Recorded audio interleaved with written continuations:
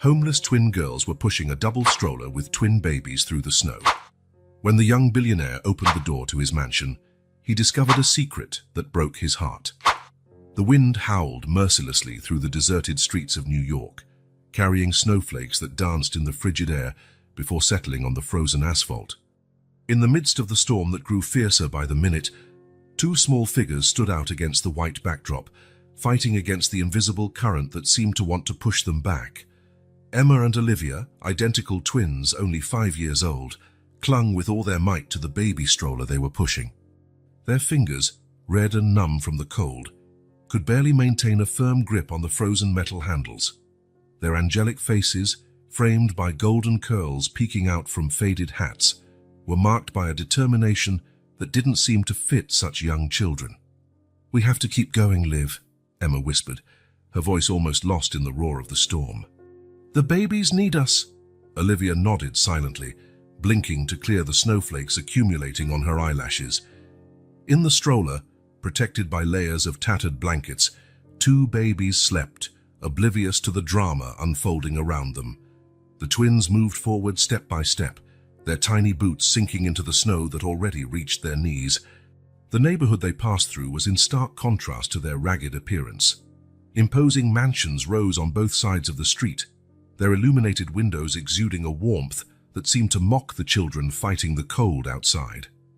Emma stumbled, nearly falling, and Olivia quickly grabbed her by the arm. "Careful, Em," she warned, concern evident in her blue eyes. "Remember what Mommy always said. We have to take care of each other." Mentioning their mother made them both stop for a moment, their minds drifting to memories of a past not so distant, yet feeling as if it belonged to another life. The summer sun bathed the small apartment with a golden glow, making the worn-out furniture seem almost new. Sarah, the twins' mother, spun around the living room, holding Emma and Olivia's hands as all three laughed and danced to a cheerful tune playing on the old radio on the table. "My little princesses," Sarah said, her eyes shining with love. "You are the greatest treasure I could ever have. No matter what happens, we'll always be together." The girls smiled, feeling safe and loved in their mother's arms, never imagining that those moments of happiness would soon become just a distant memory. A shrill sound cut through the air, bringing Emma and Olivia back to the harsh reality. One of the babies had woken up and begun to cry, the sound echoing through the deserted street. "Shh, shh," Olivia murmured, leaning over the stroller to try to soothe the little one. "It's going to be okay, I promise." But even she could tell the words rang hollow. The twins hadn't eaten anything since the morning of the previous day, and the cold seemed to be draining the last bit of strength from their frail bodies. Hunger gnawed at their stomachs, cruelly reminding them how long it had been since their last decent meal. Emma looked around, desperate for any sign of help. The mansions remained impassive, their doors firmly shut against the cold and any unwanted intruders. For a moment, she considered knocking on one of them, begging for help, but fear stopped her. What if mean people found them? What if they tried to separate them? "We can't stop," Emma said, her voice trembling from cold and exhaustion. "We have to find a safe place for the babies," Olivia agreed, though her eyes betrayed the fatigue that threatened to overwhelm her.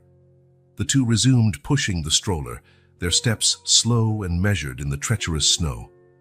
As they proceeded down the street, memories continued to assail them, fragments of a life that seemed to have existed long ago. The smell of pancakes filled the small kitchen, making the twins' stomachs growl in anticipation.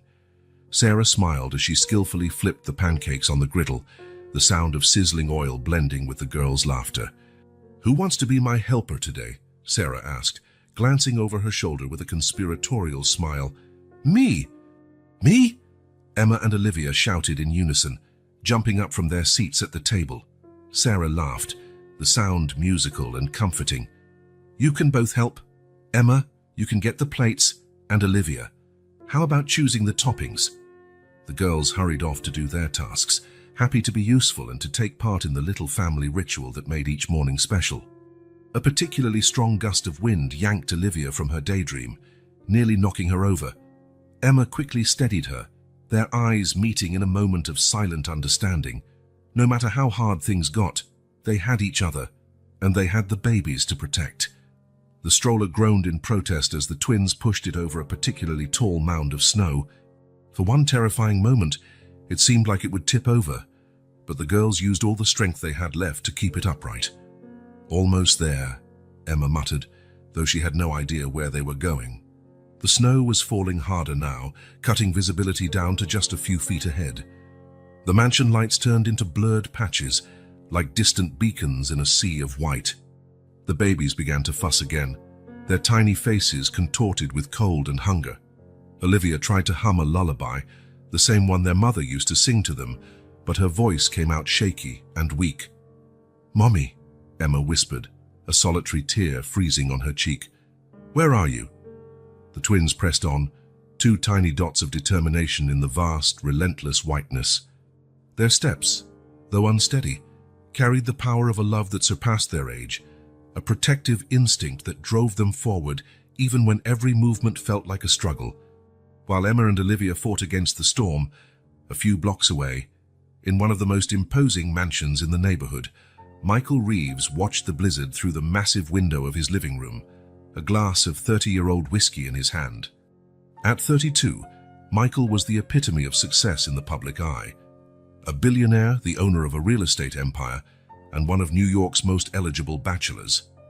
Yet, as the city vanished beneath a white mantle, Michael felt only a familiar emptiness. The mansion around him, boasting over 16,000 square feet of ostentatious luxury, seemed to mock his loneliness. Millions worth of artwork adorned the walls, but his eyes barely registered them anymore. The silence was broken only by the occasional crackle from the fireplace and the clink of ice in his glass. Michael took a long sip of his whiskey, savoring the warmth as it slid down his throat. His mind drifted to the day's events, a succession of meetings and negotiations that had culminated in another lucrative acquisition for his portfolio. The latest project, a luxury apartment complex downtown, promised to be his most profitable venture yet. Sure, there were complications. There always were. Families would need to be relocated. Local businesses would close. But it was the price of progress, he told himself. New York was constantly evolving, and he was simply riding the wave of change. A bitter smile curved his lips as he recalled his father's words. "In this world, Michael, you're either a wolf or a lamb, and wolves don't apologize for their nature." From a young age, Michael had embraced that philosophy. Every deal, every acquisition, every courtroom victory pushed him higher, further away from the insecure boy he once was. The fear of poverty, of insignificance, drove him relentlessly. His methods weren't always clean. Bribes here, veiled threats there, manipulating contracts and zoning laws. But the end result always justified the means, or so he told himself on sleepless nights. The phone rang, cutting the silence like a knife. Michael frowned, checking the time. Almost midnight. Who would dare call at this hour? "Michael Reeves," he answered, his voice cold and controlled. "Mr. Reeves." The voice on the other end was low, almost a whisper. "I have information about the Riverside project you'll want to hear." Michael straightened, all his senses on high alert. Riverside was his crown jewel, a multi-billion-dollar development that would transform an entire city area. Who is this? That doesn't matter. What matters is that there are documents. Proof of what really happened to those families you're located. Michael's blood ran cold. "I don't know what you're talking about," he replied, keeping his voice steady. A humorless laugh came from the other end of the line. "Oh, I think you do, Mr. Reeves. The threats, the convenient accidents, the forged reports. It's all documented." Michael gripped the phone so tightly his fingers turned white. "What do you want?" "Consider this just a warning, Mr. Reeves, a reminder that not all the money in the world can bury the truth forever. Sleep well." The line went dead. Michael stood still for a long moment, phone still pressed to his ear. His mind raced, weighing possibilities, threats, and solutions. Who could be behind this? A disgruntled former employee, a displaced resident seeking revenge. With a grunt of frustration, he threw the phone onto the couch. He needed another drink. As he headed to the bar, Michael tried to calm himself. This wasn't the first time he'd faced threats or blackmail. He had a team of lawyers ready to crush any accusation, enough money to silence most people. But something about this call troubled him more than usual. The calm, almost amused tone of the caller, as if they knew something Michael didn't. Pouring himself more whiskey, Michael returned to the window. The snow was falling harder now, turning the outside world into a white blur. For a moment, he allowed himself to imagine disappearing into that vast whiteness, leaving behind the deals, the responsibilities, the constant scheming. But no, he was Michael Reeves. He'd worked too hard, sacrificed too much to get where he was. No anonymous threat would change that. Determined not to let the call ruin his night, Michael was about to retreat to his office when he heard something. A faint sound, barely audible over the howling wind. Knocking. Someone was knocking at his door. The knocks on the door echoed again, more urgent this time, cutting through the mansion's silence like a sharp blade. Michael Reeves stood still for a few seconds, his body tense, still holding his whiskey glass. The mysterious phone call he'd just received lingered in his mind, keeping him on edge. Who could possibly be at his door at this time of night, in the middle of a snowstorm? His first instinct was to ignore it, pretend he wasn't home. After all, no one in their right mind would expect him to open the door during a storm like this. But the knocking continued, now accompanied by a sound that made Michael furrow his brow in confusion. Was that crying? A child's cry.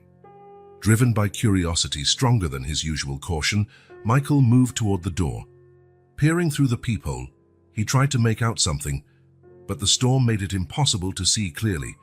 All he could distinguish were small, indistinct shapes against the furious white of the snow. With an exasperated sigh and a twinge of apprehension, he unlocked the door and opened it. The icy wind struck him immediately, carrying snowflakes into the foyer. But it wasn't the cold that made Michael freeze. It was the sight before him. Two small girls, no older than 5 or 6, stood in his doorway.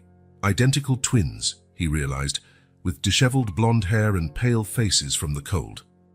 Their big blue eyes stared at him with a mix of fear and hope, and behind them, a baby stroller. Michael could hear the faint whimpers coming from inside. "Please," one of the girls whispered, her voice almost lost in the wind. "Can we come in?" Michael stood there, mind reeling at the surreal scene before him. Part of him, the cold, calculating part that had gotten him to the top of the business world, told him to shut the door, to call the police, social services, anyone else to deal with this unexpected situation. But another part of him, a part he thought had died long ago, felt inexplicably drawn to the pleading eyes of these children. "Where did you come from?" he managed, his voice harsher than he intended. The other twin stepped forward, placing herself protectively in front of her sister. "Out time our house. It's gone, please, sir, it's so cold." As if to drive the point home, a particularly strong gust of wind blew through, making the girls visibly shiver. Michael looked past them at the snow-covered street. There was no sign of any adults, no cars, nothing but the relentless storm. "Where are your parents?" he asked, a hint of suspicion in his voice. The twins exchanged a quick glance, a silent communication passing between them. We don't know," the first twin answered, her voice trembling. "Mommy told us to look after the babies, to find a safe place." The baby's crying grew louder, a distressed sound that somehow pierced Michael's heart. Despite his best efforts to remain detached, he found himself at an impasse. His entire adult life had been built on cold calculation, always doing what was best for his interests. Letting 4 unknown children into his home in the middle of the night went against every instinct of self-preservation he had. But as he hesitated, images of the families he'd displaced for his real estate projects flashed through his mind. Anonymous faces he'd disregarded, lives he'd swept aside as mere obstacles to his success.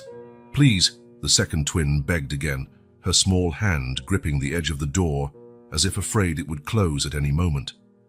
Michael closed his eyes for a moment, taking a deep breath. When he opened them, his decision was made. "Come in," he said abruptly, stepping aside.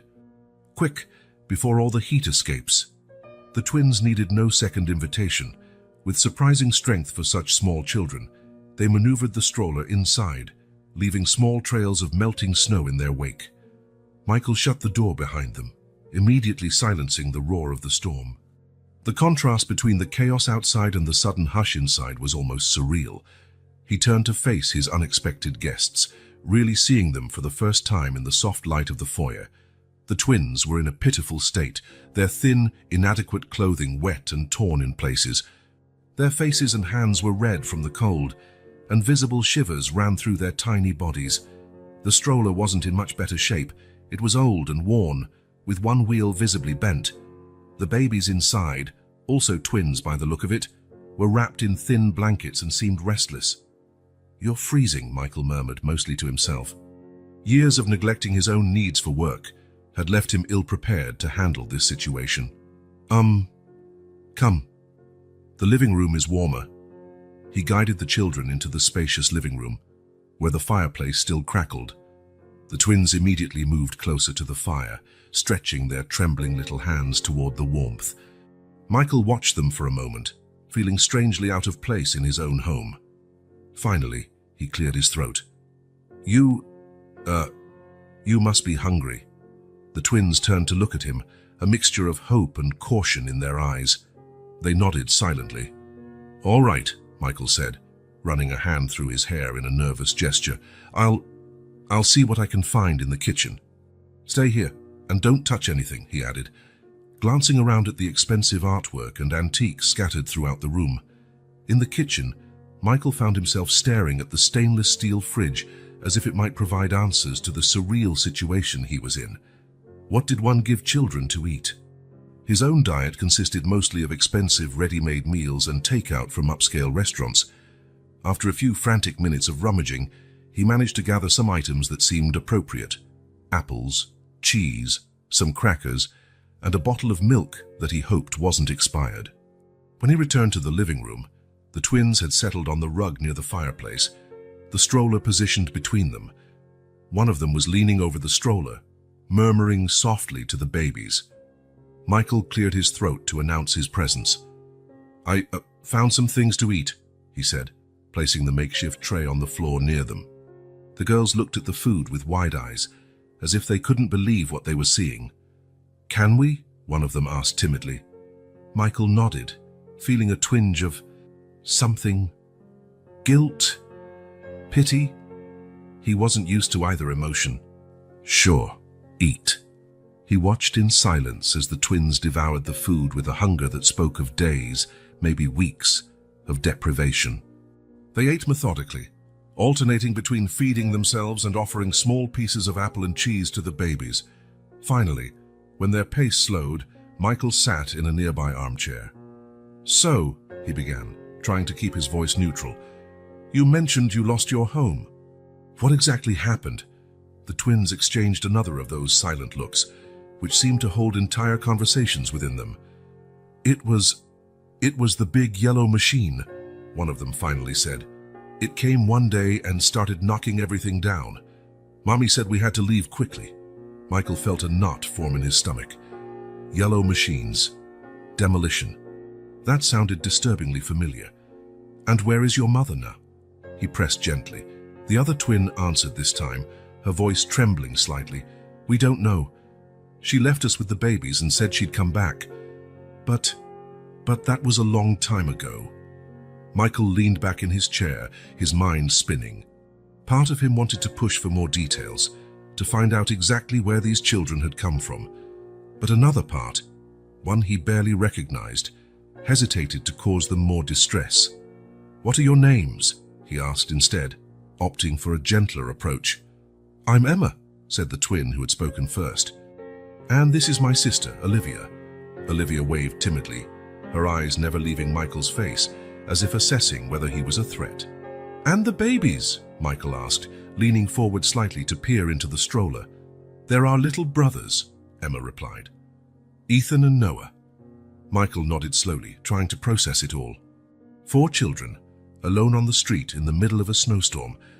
Their home demolished by yellow machines, a missing mother. None of it made sense. You don't have any other family? Anyone who can take care of you?" he asked, half hoping there was a simple solution to this unexpected problem. Emma and Olivia exchanged another look before Emma replied, "No, sir. It's just us and Mommy." Michael sighed, running a hand over his face. He was completely out of his depth. Handling contracts, negotiations, and even threats was one thing. But this, 4 vulnerable children in his living room, this was unknown territory. "Look," he said finally, "it's late and you obviously need rest. You can stay here tonight. Tomorrow we'll figure out what to do, okay?" The twins nodded, visible relief on their tired faces. "Thank you, sir," Olivia said softly, speaking directly to Michael for the first time. "You're very kind." Michael felt something stir in his chest at those words. Kind was not an adjective people usually used for him. Ruthless, shrewd, even cruel, yes, but kind. "Never. I'll make up a place for you to sleep," he said, standing abruptly. "Stay here, okay? I'll be right back." As he climbed the stairs toward the guest rooms, Michael tried to organize his thoughts. What was he doing? Letting these children stay was one thing, but then what? He couldn't just keep them here indefinitely. There were protocols to follow, authorities to notify, but something nagged at him. The twins' story, however vague, tugged at something familiar. Yellow machines knocking down houses. That sounded like one of his urban renewal projects. But surely he would have known if there were children involved, right? After preparing one of the guest rooms with clean sheets and extra pillows, Michael returned to the living room. The scene he found took him by surprise. Emma and Olivia were curled up on the sofa, the babies nestled between them. All 4 children were fast asleep, exhausted by the ordeal they'd been through. It was so peaceful, so domestic, that Michael felt something tighten inside him. For a moment, he considered waking them and taking them upstairs to the room he'd prepared, but they looked so comfortable, so at peace, that he didn't have the heart. Instead, he grabbed some blankets from a nearby cabinet and gently placed them over the sleeping children. Stepping back quietly, Michael found himself at the window again, watching the continuing storm outside. His reflection in the glass stared back, and for the first time in years, he didn't recognize the man he saw. With a heavy sigh, he picked up his phone. There were calls to make, information to gather. He needed to know more about these children, about their story. And more importantly, he needed to find out if somehow, however indirectly, he was responsible for their situation. Casting one last look at the sleeping children on the sofa, Michael left the living room, closing the door softly behind him. It would be a long night, and he had a lot to discover before morning. The next few hours passed in a blur of whispered phone calls and frantic internet searches. Michael used every contact and resource at his disposal to try to find the children's origins, but the information was frustratingly scarce. There were no recent records of demolitions in residential areas matching the twins' vague descriptions. No reports of missing children that fit their profile. It was as if the 4 of them had appeared out of nowhere, carried in by the storm. As the night wore on, Michael grew more and more frustrated and intrigued. The pieces simply didn't add up. How could 4 children vanish without a trace? And why did their story, however vague, feel so familiar? Exhausted and with more questions than answers, Michael finally decided to get some sleep. Tomorrow, he thought, he'd have a chance to talk more with the twins, maybe gather more details that could help unravel the mystery. Before turning in, he made one last silent visit to the living room. The children were still fast asleep, their small forms almost hidden under the blankets. For a moment, Michael simply watched them, feeling a strange mix of confusion and something else, something he couldn't name. Climbing the stairs to his bedroom, Michael couldn't help but notice how his enormous mansion, always so silent and empty, felt different tonight. The children's presence, though temporary, had brought a subtle but noticeable change to the atmosphere. Lying in his luxurious bed, Michael found himself unable to sleep. His thoughts kept drifting back to the twins and the babies, to their mysterious story, and to the unsettling sense that somehow he was connected to it all.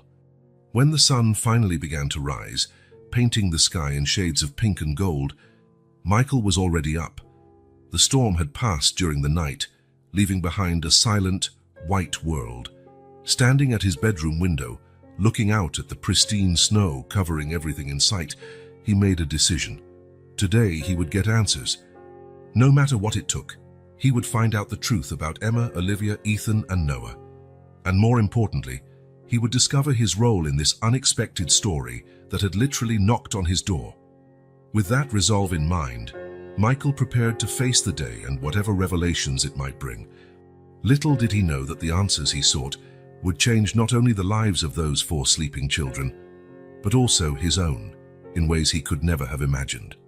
The sun had barely risen when Michael Reeves was already in his office, phone pressed to his ear.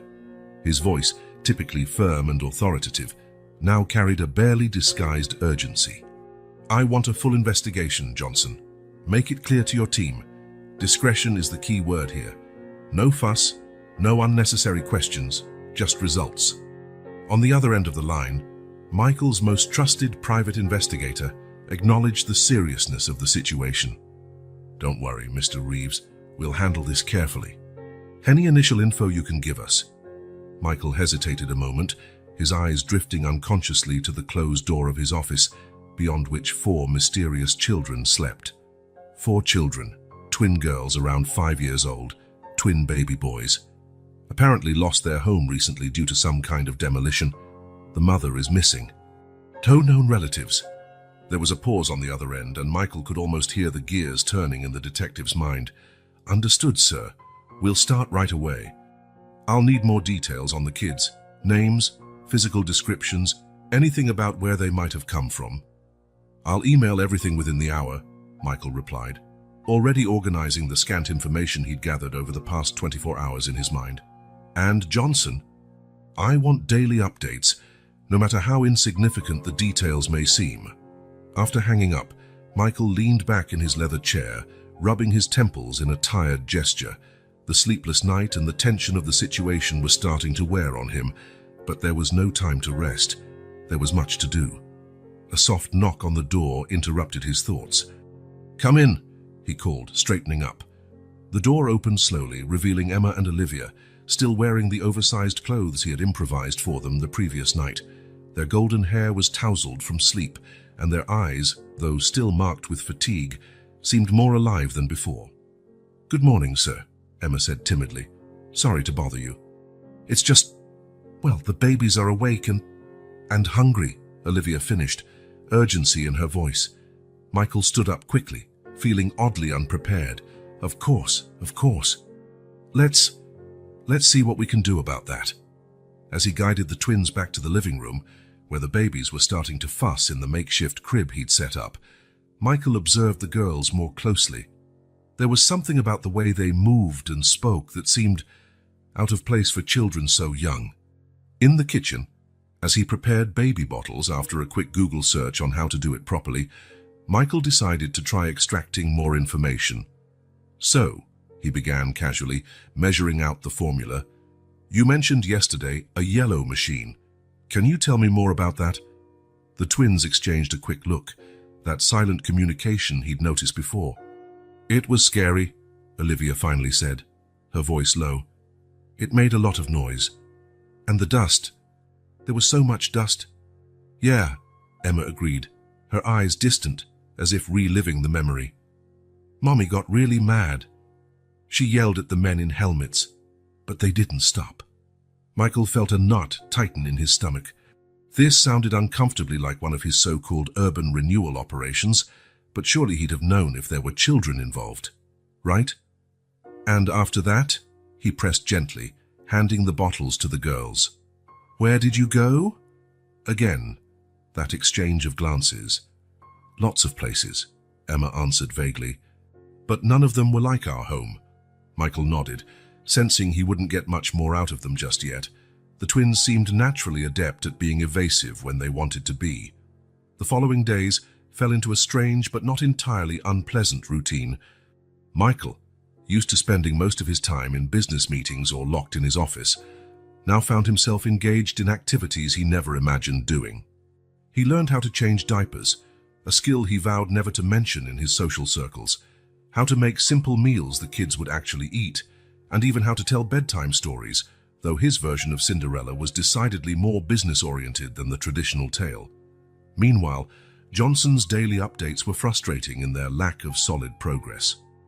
No record of missing children matching these descriptions, no recent demolitions fitting the twins' vague story.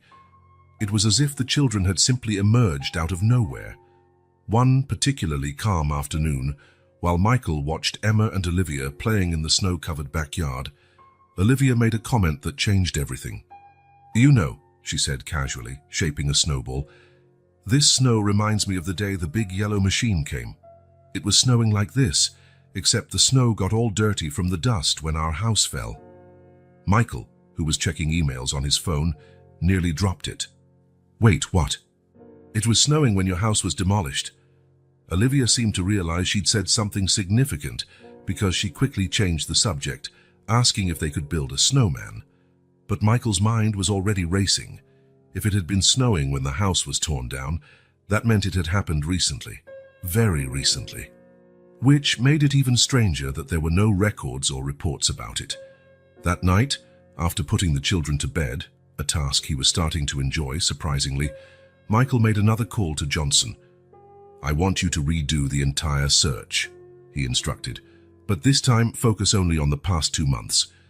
And pay special attention to any demolition activity that happened during recent snowstorms." As he waited for new leads, Michael found himself spending more and more time with the children. He watched in fascination as Emma and Olivia cared for the babies with a competence that seemed beyond their years. They always seemed to know exactly what Ethan and Noah needed, even before they started crying. During one of these observations, Michael noticed something off about Noah. The baby seemed quieter than usual, his skin hot to the touch. "I think he has a fever," Emma said, worry evident in her voice. "Mommy always told us to look out for that." Michael felt a surge of panic. Infant illnesses weren't exactly part of his skill set, but seeing the fear in the twins' eyes, he knew he had to act. The next few hours were a blur of cold compresses, temperature checks, and frantic consultations of medical websites. Michael found himself cradling Noah against his chest, murmuring comforting words he hadn't even realized he knew. At some point during that long night, as he rocked the feverish baby, Michael realized something had changed. These weren't just 4 small strangers who had invaded his orderly life. Somehow, at some moment, he had started to care. Genuinely care. When the sun finally rose and Noah's fever began to subside, Michael looked at the 4 children sleeping around him. The twins had insisted on staying up to help, and felt something he hadn't felt in years, a sense of purpose that went beyond making money and building empires. He needed to find out the truth about these children, not just out of curiosity or self-preservation, but because, somehow, their well-being had become important to him. His phone vibrated in his pocket, the screen showing Johnson's name. Carefully, so as not to wake Noah, who was still in his arms, Michael answered. "Mr. Reeves," Johnson's voice sounded urgent. "I think we've found something.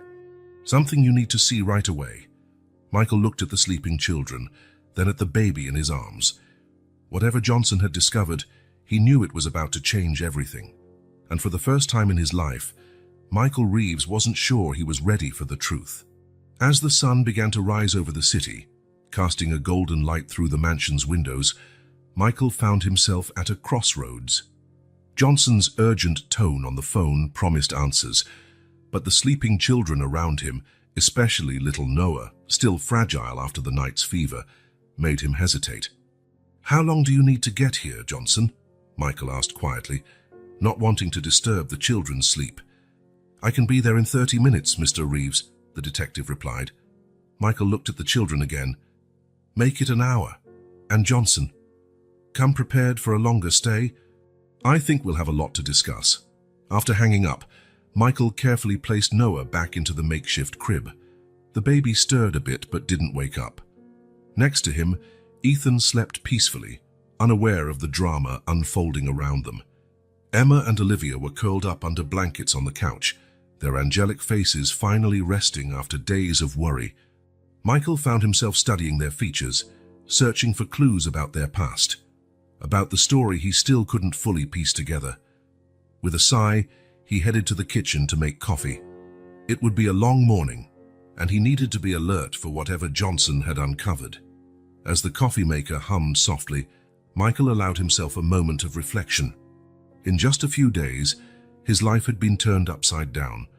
The man who once prided himself on his ruthless business sense, who saw people as mere pawns on his corporate chessboard, now found himself deeply invested in the welfare of 4 small children. The sound of soft footsteps broke his train of thought. Emma entered the kitchen, rubbing her sleepy eyes. "Good morning, Mr. Michael," she murmured. "Is Noah better?" Michael felt an involuntary smile form on his lips. "Yes, Emma. His fever went down during the night. He's going to be fine." Relief washed over the girl's face. "That's good." Olivia and I were really worried. There was something in the maturity of her response, the depth of her concern, that once again made Michael wonder about the girl's past. What had they been through to develop such a sense of responsibility at such a young age? "Emma," he began carefully, "you know you can trust me, right? If there's anything you want to tell me, anything about you, Olivia, and the babies."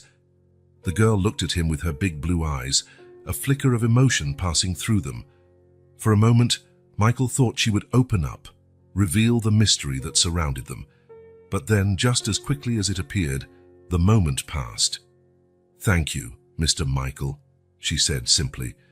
"You've been very good to us." Before Michael could press further, the doorbell rang, announcing Johnson's arrival.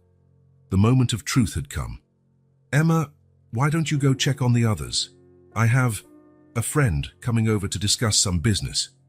The girl nodded obediently and left the kitchen, giving Michael one last curious glance before disappearing down the hallway. Taking one final sip of coffee for courage, Michael went to answer the door.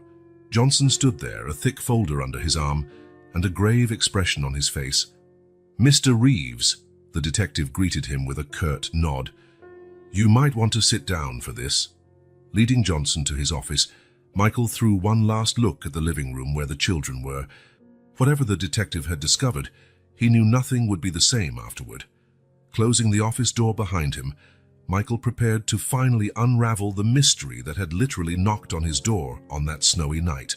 Little did he know, the revelations to come would change not only his perception of the children, but also of himself and the empire he'd built. Michael shut the office door, the click of the lock sounding oddly final. Johnson was already seated, the thick folder open on the polished mahogany desk.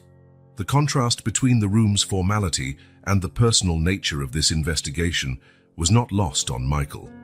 "What did you find, Johnson?" Michael asked, his voice more tense than he cared to admit. The detective took a deep breath before beginning. "Mr. Reeves, do you remember the Riverside Project?" Michael frowned. Of course he remembered. It was one of his most ambitious and controversial undertakings, a plan to revitalize a rundown area of the city into a luxurious neighborhood. "Yes, of course. What about it?" Johnson slid a photo across the desk. It was an aerial shot of a neighborhood, clearly taken before the demolitions began. Modest houses lined narrow streets, a few trees here and there, and a small park in the center. "This was Mill Creek," Johnson said, "home to about 200 families until 3 months ago." Michael picked up the photo, studying it carefully. There was something familiar about the view, but he couldn't quite place it. Johnson continued, "Eviction notices started going out about 6 months ago. Most families had already left when the demolitions began, but there were complications." "What kind of complications?" Michael asked, though part of him already suspected. The detective pulled another document from the folder, a police report. There were protests. Some residents refused to leave. Things escalated. Michael felt his stomach turn. He remembered hearing something about protests, but at the time, it had seemed like just another obstacle to overcome. His lawyers had assured him everything was handled legally.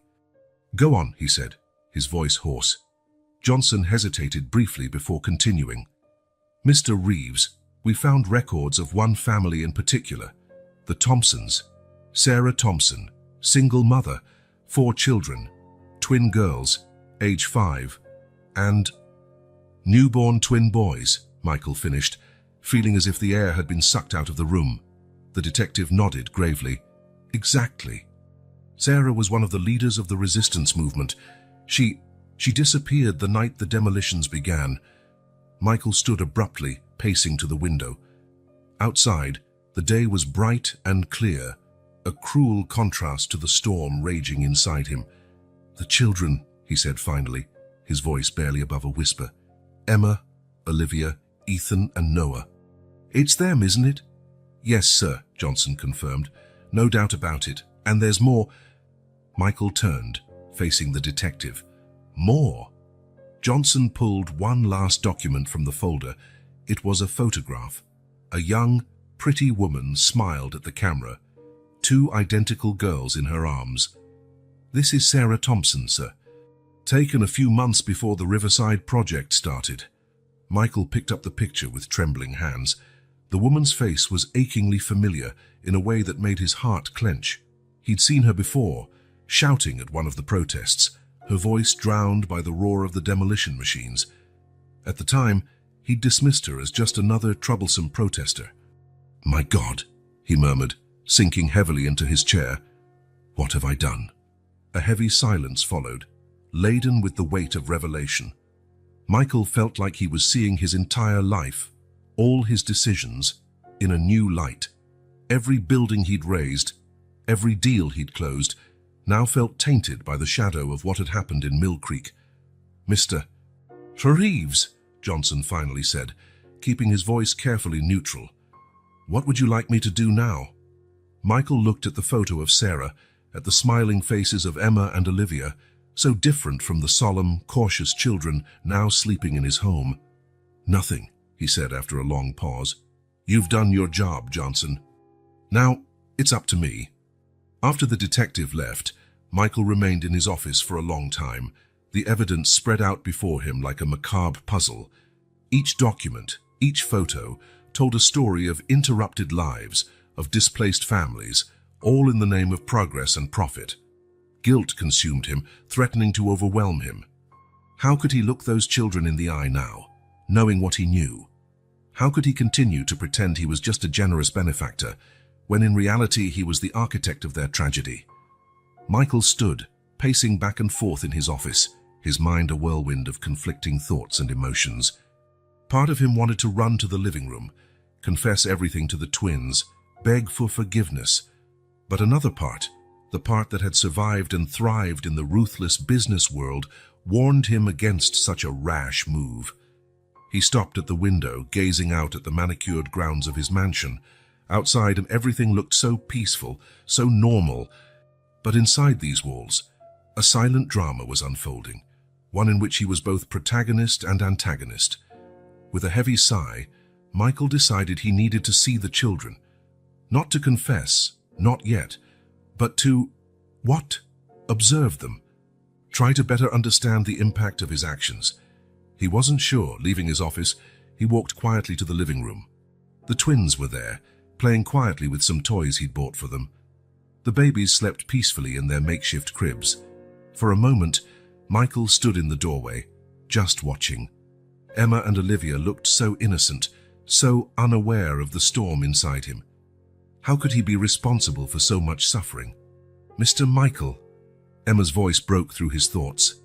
"Are you okay?" Michael forced a smile, hoping it didn't look as false as it felt. "Yes, Emma. I just came to see how you're all doing." Olivia looked at him with those penetrating eyes that seemed to see more than a 5-year-old should. "You look sad," she noted. I've been thinking about some tough things," Michael replied, careful not to reveal too much. "Nothing you need to worry about." The twins exchanged a glance, that silent communication passing between them. There was something in that look that made Michael wonder how much they really understood, how much they suspected. "Mr. Michael," Emma began hesitantly, have you found out anything about our mommy?" The question hit Michael like a punch to the gut. How could he answer that? How could he look into that hopeful child's eyes and say yes, he had found something, but that the truth was far worse than she could imagine? I'm still looking, Emma," he answered, hating himself for yet another lie. "But I promise I won't give up until I find her." Olivia moved closer, her gaze locked on Michael. "You're lying," she said simply. Michael felt his heart skip a beat. "What?" "Mommy always told us we could see it in people's eyes when they're lying," Olivia explained. "And yours look different." Michael swallowed hard, feeling exposed and vulnerable in a way he never had before. These children, these little victims of his greed, seemed capable of seeing through all the defenses he'd carefully constructed. "I'm not lying, Olivia," he said, knowing that each word only dragged him deeper into the pit of deceit he'd created. "I really am looking for your mother. It's just that sometimes grown-up things are complicated." Emma joined her sister, both of them standing united in front of him. "Why are they complicated?" she asked. "It's either mommy or not. Why can't you just tell us?" Michael felt sweat bead on his forehead. How had he gotten to this point? How had he, a man who negotiated billion-dollar deals without flinching, been cornered by two 5-year-olds? "Girls," he began, trying to keep his voice steady, "I promise I'm doing everything I can to find your mother. But some things take time. And sometimes we don't have all the answers right away." The twins watched him for a long moment, their identical eyes seeming to pierce his soul. Finally, Emma spoke. "Okay, Mr. Michael, we understand." But the tone of her voice made it clear they didn't understand. Not really. And worse, that they didn't believe him. Michael felt a wave of nausea. He needed to get out of there, needed air. I have some calls to make," he murmured, already turning toward the door. "You'll be okay here." The girls nodded silently, their gazes following him as he practically fled the room. Back in his office, Michael closed the door and leaned against it, breathing heavily. What was he doing? How could he keep up this charade? His gaze fell on the photo of Sarah Thompson lying on his desk. Her smile, once so full of life and love, now seemed to mock him. Here was a woman who had fought tooth and nail to protect her family and her community, and in his arrogance and greed, he had destroyed it all. Michael approached the desk, picking up the photo with trembling hands. He traced Sarah's face with a finger, as if he could reach her across time and space. "I'm so sorry," he whispered to the image. "I really am." But he knew apologies weren't enough. Words couldn't undo the damage he'd caused. Actions were needed. But what actions? How could he even begin to fix something so monumental? Michael sank into his chair, his mind whirling with possibilities and consequences. He could use his money, of course. He could set up relief funds for displaced families, rebuild houses, offer jobs. But would that be enough? Would it erase the trauma, the loss, the pain he had inflicted? Then there was the question of Sarah. Where was she? What had happened to her that fateful night? Was she alive? And if she was, why hadn't she returned for her daughters? Michael lifted his phone, his fingers hovering over the keypad. He could mobilize resources, hire the best investigators, use all his influence to find her.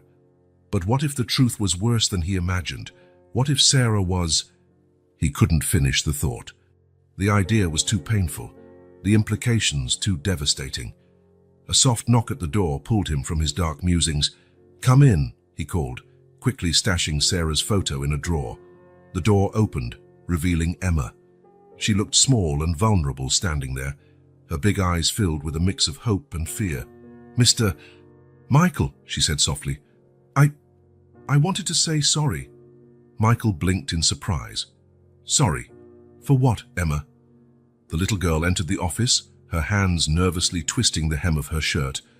"For saying you were lying. It wasn't polite." Michael felt his heart clench. Here was this child, who had lost so much, apologizing to the man who, without her knowing, was responsible for her tragedy. "Oh, Emma," he said, his voice thick with emotion, "you don't have to apologize. I understand why you and Olivia are frustrated. You have every right to ask questions, to want answers." Emma approached the desk, her eyes roaming curiously over the papers and photos spread out.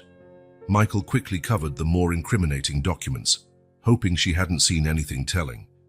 "Are you really looking for our mommy?" she asked, her voice small and hopeful. Michael swallowed hard, the weight of his lies threatening to crush him.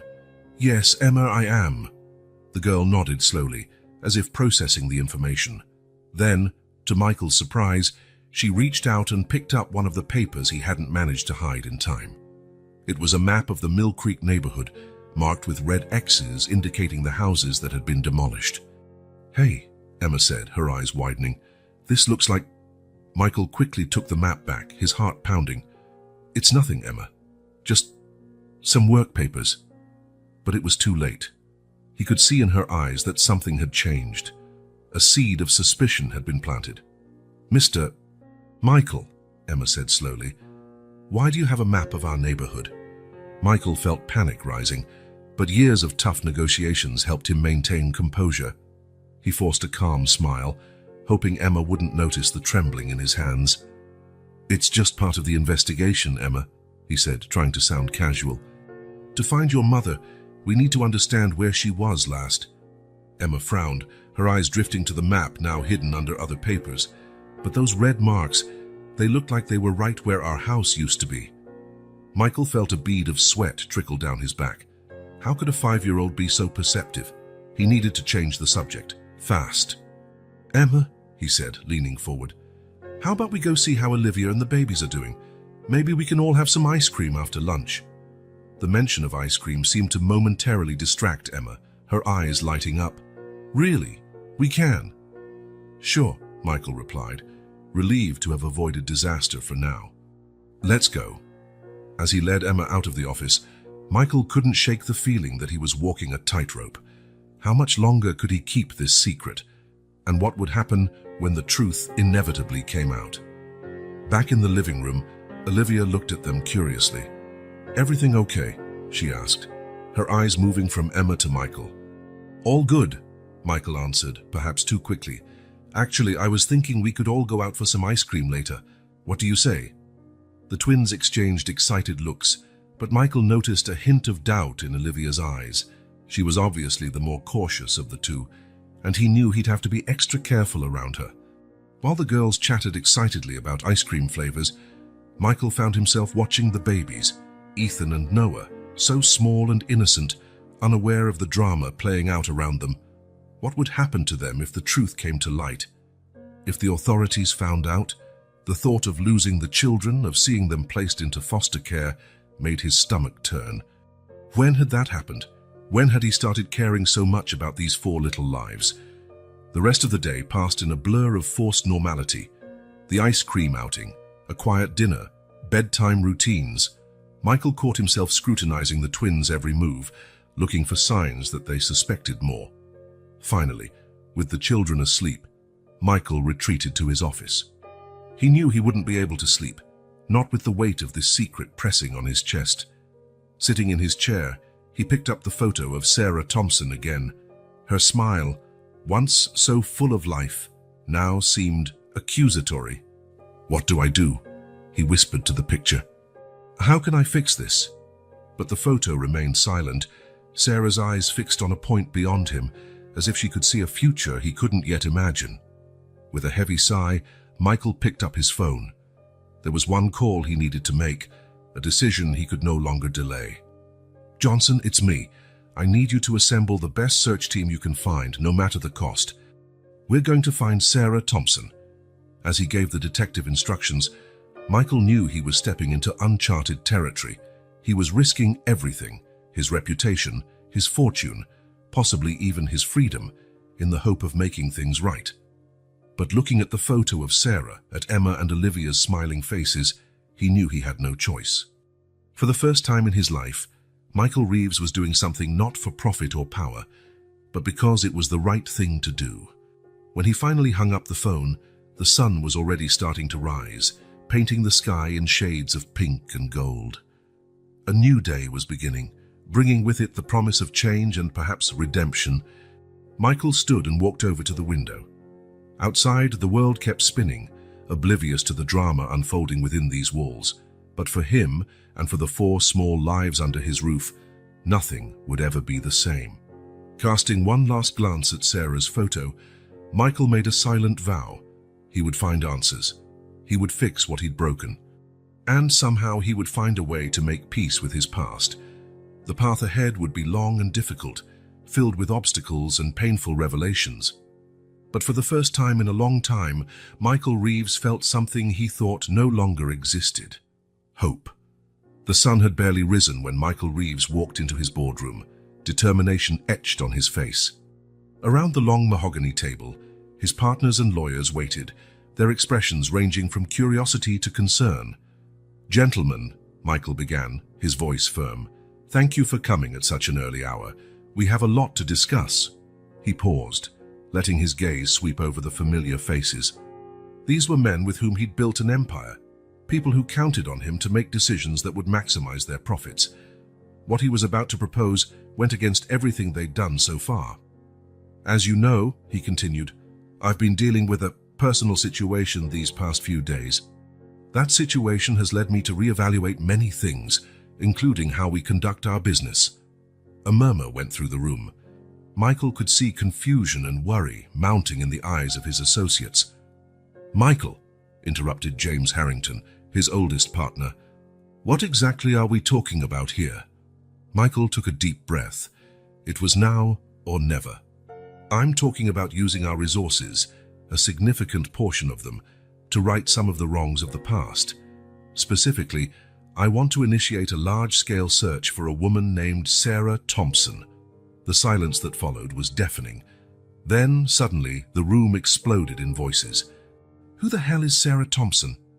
Michael, have you lost your mind? Is this about those kids you took in?" Michael raised his hands for quiet. "I know this sounds crazy, but hear me out." For the next 30 minutes, Michael explained the situation, omitting some of the more incriminating details, but making it clear how important finding Sarah was. He spoke about corporate responsibility, about doing the right thing, about the human cost of their past developments. When he finished, the room was silent again. But this time, it was a silence filled with tension and disbelief. It was Gerald Matthews, the company's chief lawyer, who finally broke the silence. "Michael, I understand you're going through something, but what you're proposing is insane from a legal standpoint. We're talking about admitting guilt in a case that could cost us millions, if not billions." Michael nodded, having anticipated this reaction. "I understand your concerns, Gerald, but I'm not asking for permission. I'm informing you of a decision I've already made." Another wave of murmurs swept the room. James Harrington stood up, his face red with anger. "You can't do this, Michael, not alone. Jita, we have shareholders, how we have obligations." "Exactly," Michael replied calmly. "We have obligations, and it's time we take responsibility for what we did in Mill Creek." The mention of Mill Creek caused more agitation. Everyone there knew the Riverside project had been controversial, but few knew all the sordid details. "If we do this," Gerald warned, "we're opening ourselves up to a flood of lawsuits. Every displaced family, every closed business, they'll all come after us." Michael nodded again. "I know, and I'm prepared for that. In fact, I want to start setting up a compensation fund for all families affected by our projects in the last 5 years." The room erupted in protest. Michael let it go on for a few minutes before raising his voice. "Enough. I know this isn't what you expected to hear today. I know it goes against everything we've built, but things have changed. I have changed." He paused, letting his gaze roam the room one more time. "Those of you who want out, who don't agree with this new direction, I understand. I'll buy your shares at market value plus a 20% premium. But for those who stay, I promise we'll find a way to do business that's profitable and ethical." The silence that followed was heavy. Michael could see the gears turning in his partners' minds, calculating losses and gains, risks and opportunities. Finally, to everyone's surprise, it was old Frank Donovan, usually quiet in meetings, who spoke up. "You know, Michael," he said, his voice gravelly with age, "when I started in this business more years ago than I care to admit, this is how we did things. We cared about people, not just profits. Maybe it's time we return to our roots." A murmur of agreement went around the table, not from everyone, certainly, but from some. It was a start. Michael felt a weight lift from his shoulders. "Thank you, Frank. Anyone else?" In the hours that followed, plans were made and strategies outlined. Some partners left, vowing never to speak to Michael again. Others stayed, intrigued by the idea of a new way of doing business. By the time the meeting ended, it was already past noon.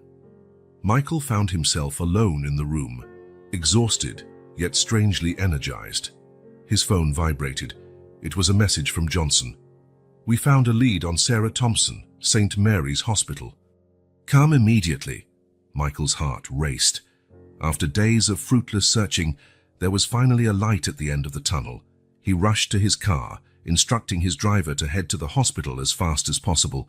During the ride, his mind swirled with possibilities. What condition would Sarah be in? How would he explain everything to the children? St. Mary's Hospital was an old, worn building, clearly underfunded and overburdened. Michael felt a pang of guilt thinking about how many hospitals like this could have been improved with the money he'd wasted on unnecessary luxuries. Johnson waited for him at the entrance. "This way, Mr. Reeves. But I should warn you, the situation is delicate." They walked through crowded corridors, past patients on gurneys and overworked nurses. Finally, they reached a treatment ward. "She's been here since the night of the demolition," Johnson explained quietly. "Brought in as a construction accident victim. She suffered severe injuries but has been slowly recovering." Michael felt a mix of relief and apprehension. "Is she conscious? Does she know who she is?" Johnson nodded grimly. "Yes, but she hasn't spoken much. Doctors think it might be emotional trauma as well as physical." They stopped at a closed door. Michael hesitated, his hand on the doorknob. Behind this door was the mother of the girls he'd taken in, the woman whose life he'd inadvertently destroyed. Taking a shaky breath, he turned the handle. Sarah Thompson was sitting up in bed, looking out the window. She seemed pale and fragile, but when she turned to Michael, her eyes were clear and alert. "Who are you?" she asked, her voice rough from disuse. Michael felt his heart skip a beat. "My name is Michael Reeves," he began, approaching cautiously. I came to help." Sarah studied him for a long moment. "You're the man who destroyed my home," she finally said, not as an accusation, but as a statement of fact. Michael felt the crushing weight of guilt. "Yes," he admitted, "and I'm here to try to fix it." He quickly explained about the children, how they'd shown up at his door, how he'd taken care of them. With each word, he watched a range of emotions pass over Sarah's face: relief, fear, anger, hope. "Where are they now?" Sarah asked, her voice trembling slightly. "They're safe," Michael assured her, "at my home. But they miss you terribly. Sarah, I want to help reunite your family. I want to transfer you to a better medical facility. Make sure you get the best care possible." Sarah looked at him distrustfully. "Why? Why would you care?" Michael drew a deep breath. It was time for the painful truth. "Because I'm the one who caused this," he said, his voice almost a whisper. "The Riverside project on the Mill Creek demolition. It was my decision. And now I'm trying to fix what I did wrong." The silence that followed was deafening. Michael could see a storm of emotions in Sarah's eyes: shock, anger, pain, confusion. "You," she finally said, her voice trembling. "You ruined our lives. Our home, our community." Michael lowered his head, unable to face the accusation in her eyes. "I know," he said softly, "and there aren't enough apologies in the world for what I did. But I'm here now, Sarah. I'll do whatever it takes to make it right." Sarah stared at him for a long moment, tears threatening to spill. "How?" she asked finally. "How can you fix something like this?" Michael lifted his gaze, meeting hers. "Starting now," he said, "I'm transferring you to the best hospital in the city.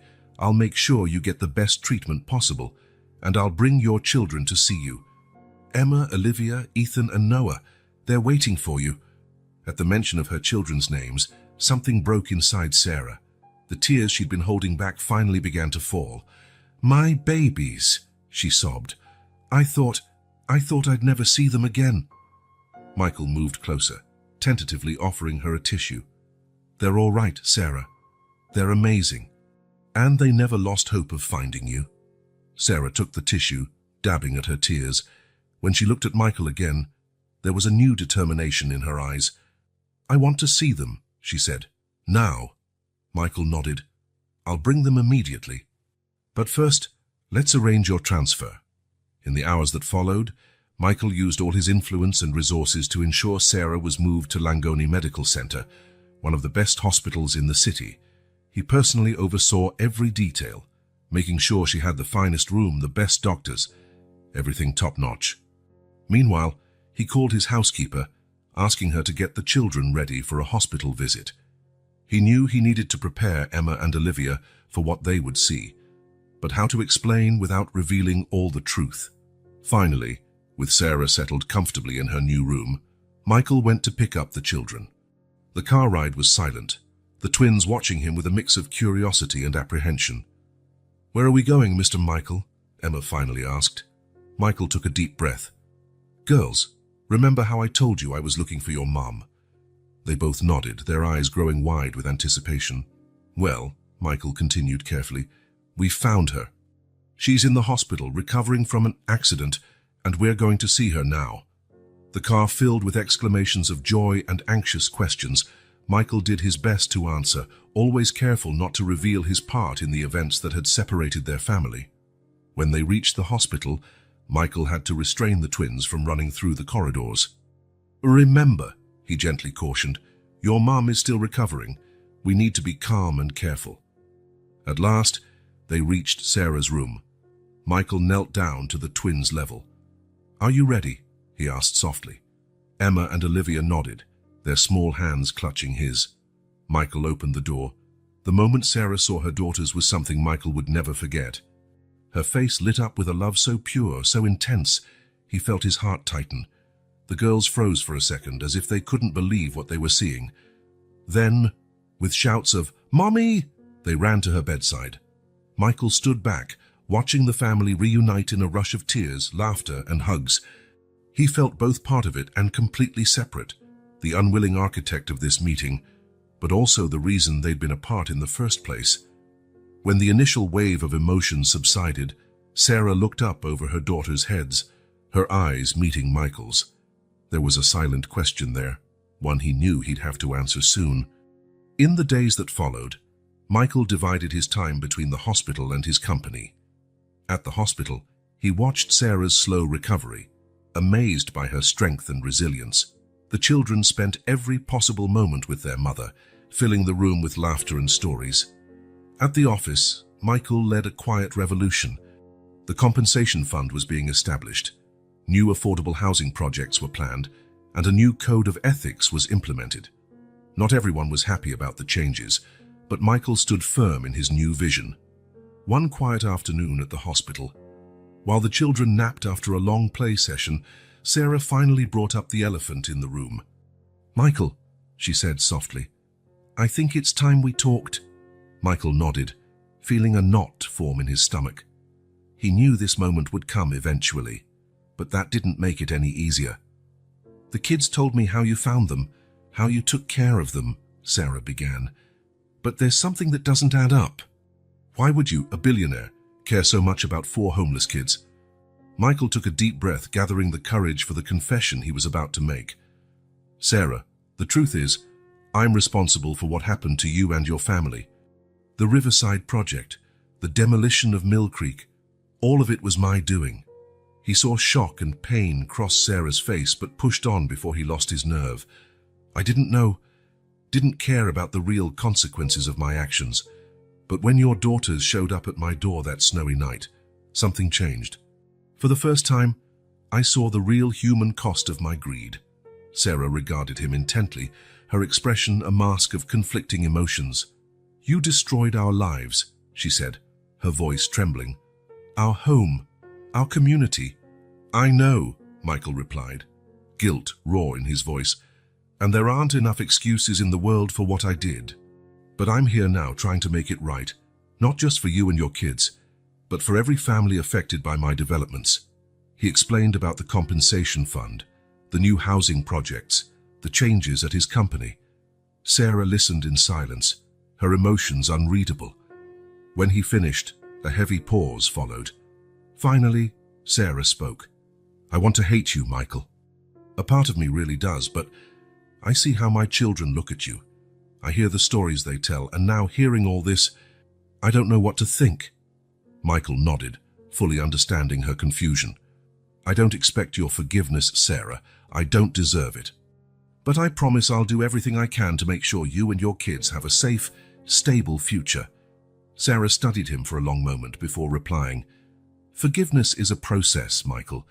It's not something I can just hand over. But I'm willing to try. For my children, for our community, and maybe even for you. Sarah's words, though not an outright pardon, brought a wave of relief washing over Michael. It was more than he expected, more than he felt he deserved. Thank you, Sarah, he said softly. I promise I won't let you down. In the days that followed, a new dynamic began to form. Michael continued his regular visits, bringing the children to see Sarah and assisting with her recovery. The twins, noticing the shift in the adults' relationship, started asking questions. One day, Emma, ever the more observant of the two, approached Michael. Mr. Michael, she began tentatively, why does Mommy sometimes look at you in a strange way? Like she's sad and happy at the same time. Michael exchanged a glance with Sarah, who nodded slightly. It was time for the truth. Emma, Olivia, he said, gathering the girls close. There's something I need to tell you. Something about me, about what happened to your home. Over the next few minutes, Michael explained in the simplest, kindest way he could, his role in the events that had changed their lives. He saw confusion, sadness, and even anger flicker across the girls' faces. So, it was your fault, Olivia asked, tears pooling in her eyes. Michael nodded sadly. Yes, Olivia. It was my fault, and I'm so sorry, more than I can ever say. A tense silence followed. Then, to everyone's surprise, it was Emma who spoke. But you're trying to fix it, right? That's why you're helping us. Michael felt his heart clench at the girl's perceptiveness. Yes, Emma, that's why. I know I can't undo what I did, but I'm doing everything I can to make things better. The twins exchanged one of their silent looks, a conversation passing between them without words. Finally, Emma turned to him.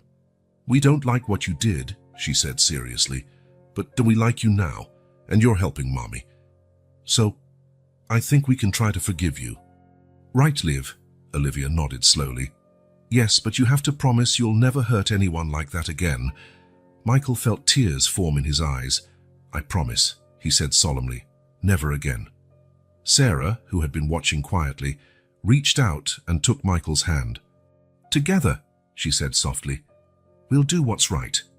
At that moment, looking at Sarah and the children, Michael felt something he hadn't in a long time. Hope. The road ahead would still be long and difficult, but for the first time, he wasn't alone.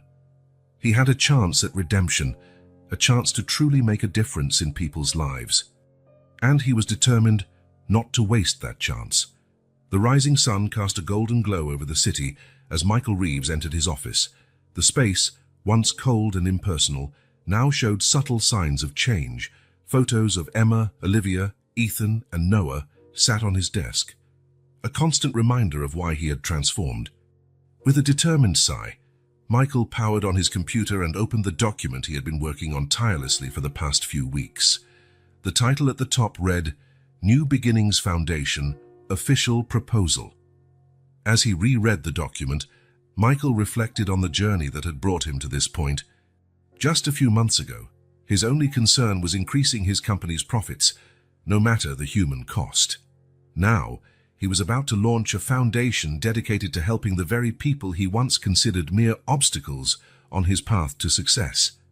A soft knock on the door interrupted his thoughts. Mr. Reeves, his assistant, Jennifer, called. Sarah Thompson is here to see you.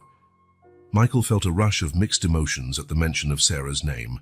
Gratitude, guilt, a sense of responsibility. Thank you, Jennifer. Please send her in.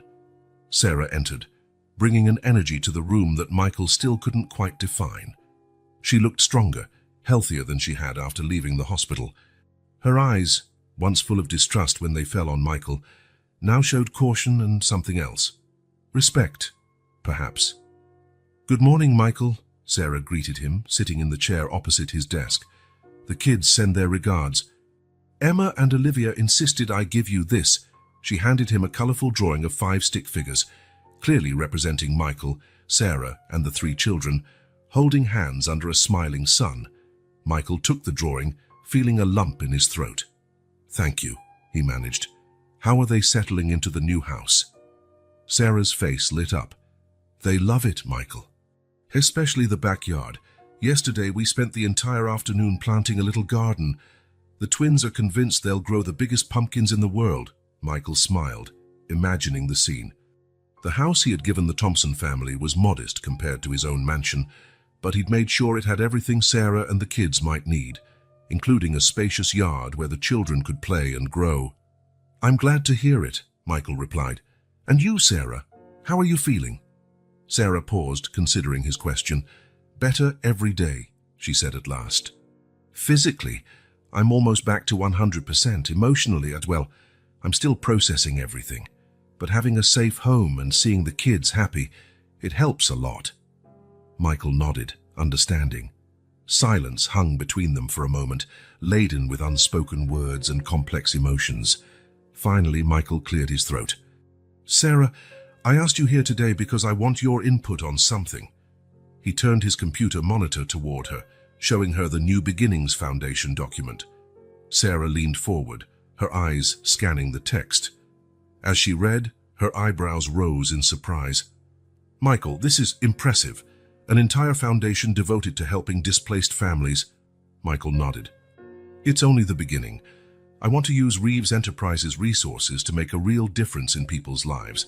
Not just build houses, but rebuild entire communities." Sarah kept reading, occasionally stopping to ask questions or suggest changes. Her perspective, as someone who had lived through the experience of losing everything, was invaluable. Michael found himself taking notes at a frenetic pace. "It all looks great on paper," Sarah finally said, leaning back in her chair. "But Michael, do you really understand these families' needs? It's not just about providing a roof. It's about restoring a sense of community, of belonging." Michael hesitated. "Honestly, no, I don't fully understand." "That's why I need your help, Sarah. You and the kid, you can show me what really matters." Sarah studied him for a long moment, as if gauging his sincerity. At last, she nodded.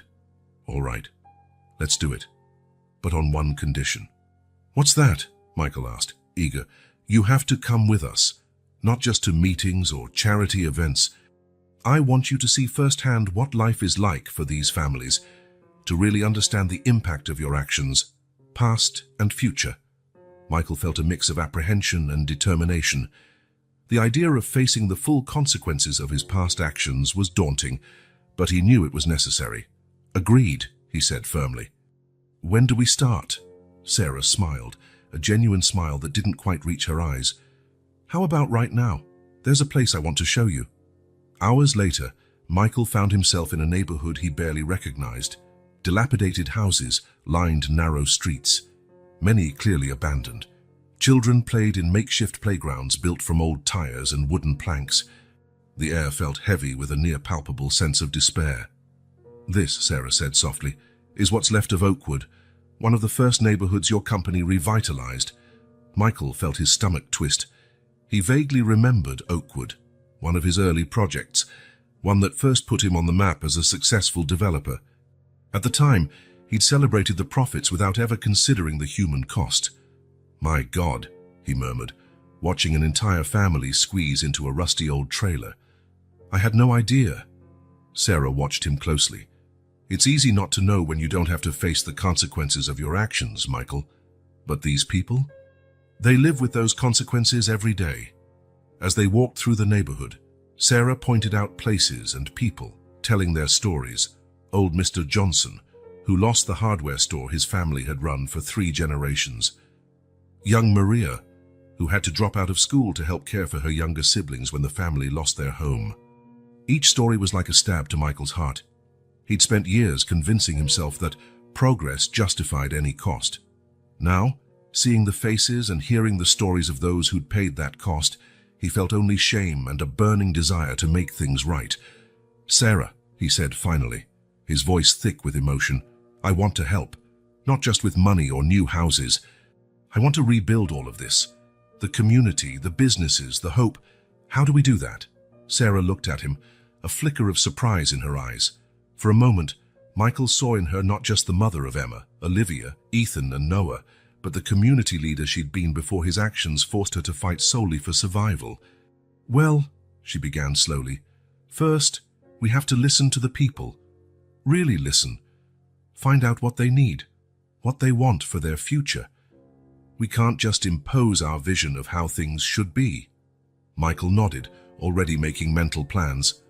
We could hold community assemblies, not just for Oakwood, but for every neighborhood affected by our past projects. And for future projects too, Sarah added. If we're really going to change things, we need to rethink completely how we approach urban development. In the months that followed, Michael threw himself wholeheartedly into this new challenge. The New Beginnings Foundation was officially launched with much media fanfare, but the real work took place far from the spotlight. Guided by Sarah and the children, Michael spent countless hours in neighborhoods like Oakwood. He listened to stories, dried tears, and gradually began to truly understand the impact of his past actions. Emma and Olivia, with their childlike innocence and unique perspective, often provided surprising insights. It was Emma's idea to create reading clubs in each neighborhood after noticing how many kids lacked access to books. Olivia, meanwhile, suggested community gardens, recalling fondly the small garden they'd had in Mill Creek. As the Foundation's projects took shape, Michael also began to completely overhaul Reeves Enterprises' approach to urban development. Affordable housing became a priority, along with preserving local businesses and community spaces. One day, while reviewing plans for Oakwood's revitalization, Sarah made a comment that changed everything. "You know, Michael," she said, pointing at the design, "this all looks great on paper, but have you asked people what they actually want in a home?" Michael blinked, caught off guard. Well, we have market research, demographics." Sarah shook her head, a compassionate smile on her lips. "Data is important, but it doesn't tell the whole story. Come with me. I want to show you something." She led him to a small park in what was left of old Oakwood. There, a group of children played, their laughter echoing in the afternoon air. "See that tree?" Sarah pointed to an old oak. "That's where all the neighborhood kids used to gather after school. And that bench?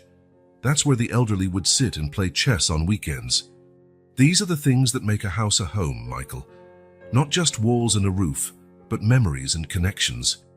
Michael looked at the scene with new eyes. "I think I understand," he said slowly. "We're not just building structures, we're recreating a home." Sarah smiled, a genuine smile lighting up her face. "Exactly. And that's why we need to listen to people.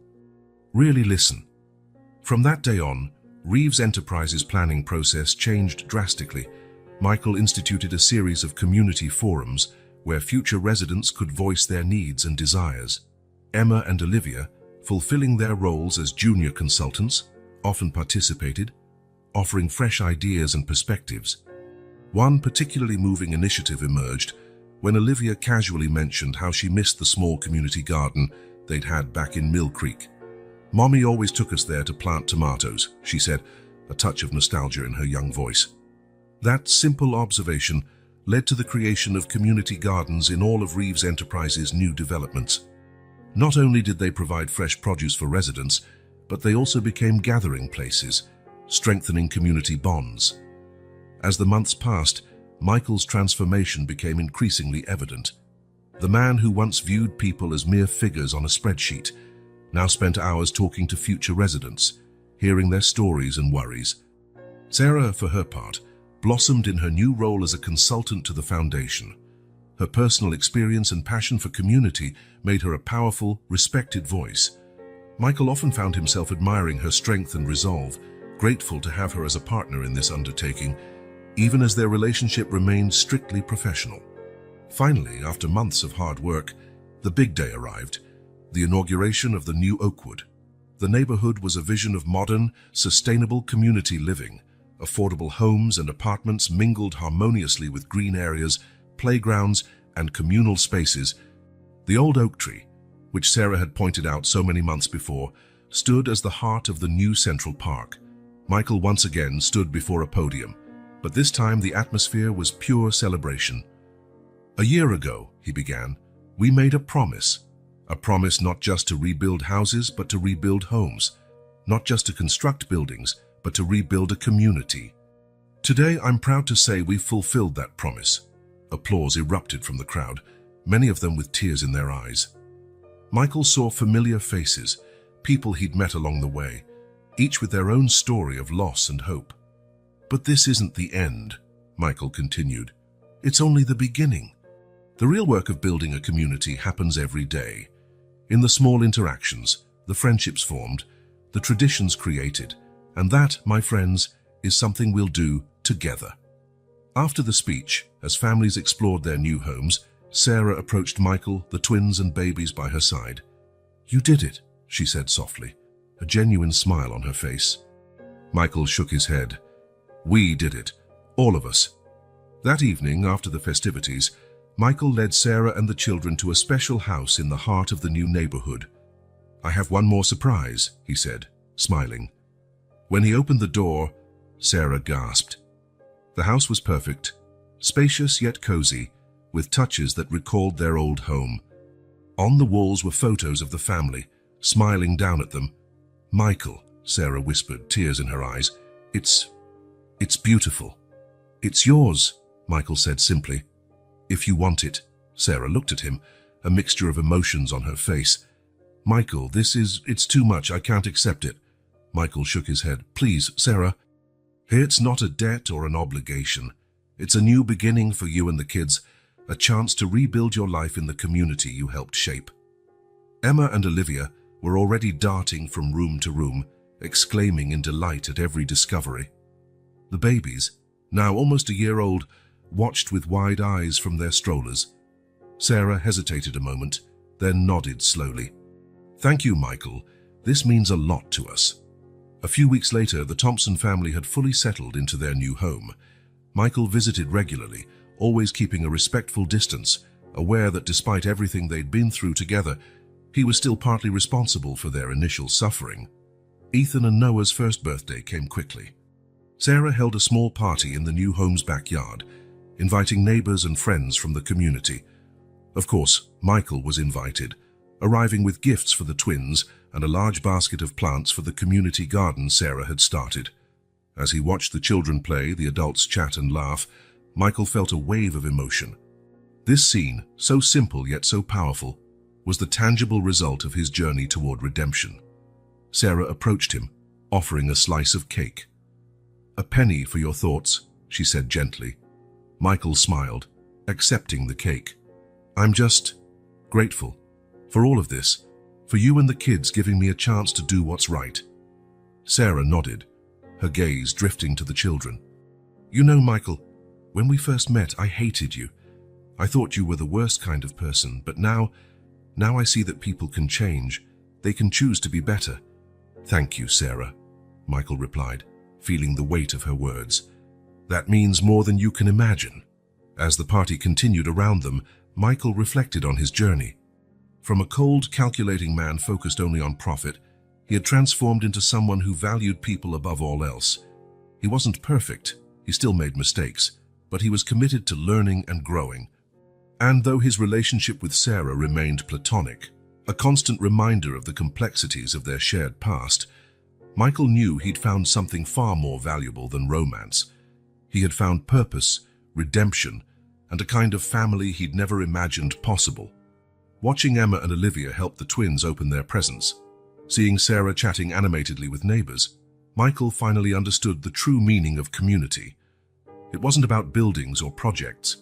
It was about connections, about belonging. With a smile, he joined the children, helping the twins assemble their new toys.